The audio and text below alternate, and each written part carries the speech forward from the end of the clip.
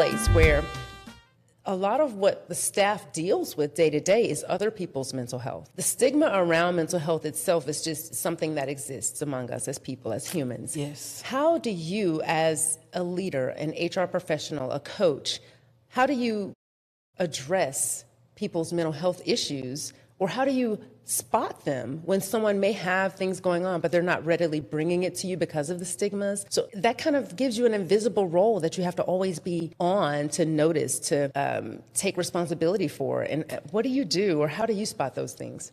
Well, it's like you said, mental health in the workplace mental health itself comes with a huge stigma. So people already don't want to talk about it. Yeah. Then when you add the workplace to it, mental health in the workplace already has a stigma because people think that if they talk about their mental illness at work, it'll be held against them. Yeah.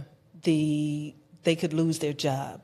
They could be seen differently by their coworkers, by their boss. So oftentimes, just like out in society, people don't talk about it, they definitely don't talk about it in the workplace. For me, recognizing it, because of my master's degree in counseling, I do feel that I have a deeper awareness of when something may be stemming from a mental health issue, such as depression, ADHD, those things that people don't want to share in the workplace, but they manifest in the workplace regardless. Right.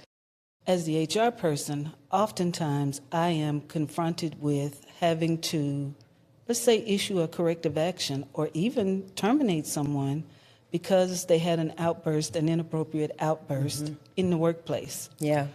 Because of my training and my background, I am equipped to understand that there is something else going on, even if as the HR professional, the situation may not be able to be avoided, but I can still relate to that person. Because of your raised awareness, yes. Because of your background in counseling and having that extra layer to bring into the role, you can spot these things that the average human resources director may not be able to readily spot. Right. Yeah. Right.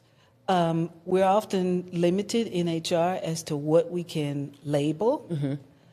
So I'm limited in my ability to say, hey, you may be struggling with something, but there's another way that I have chosen to go about it because I too understand what it is to navigate a mental health issue in the workplace.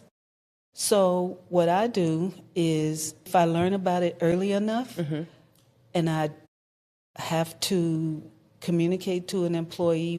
And sometimes these employees, because leaders are also employees, right? Right. So sometimes you're dealing with leaders that you have to... Sometimes I may be dealing with the leader that there's something going on. And so because of my awareness and because of my compassion for people, I will just ask, hey, is there anything going on that we can help you with?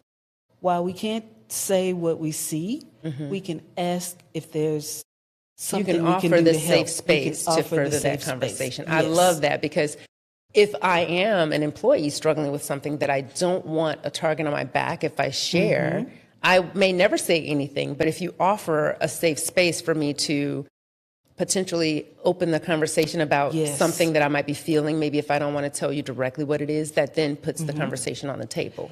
And it lets people know that you see something. You know that something is going on. In my experience, when I've practiced what I just described, people pick up on the vibe that, okay, I can let my guard down, I can let the shield down because she sees something. She can tell that something is going on. Yeah. I don't need to know the name of it. You just want to know how to support it. I just need to know how to support it. Right. And you can't support it without gathering some type of information about what it is. But you are saying that you have the insights to be able to notice it and at least create a safe space to talk about it. What happens after that is up to you.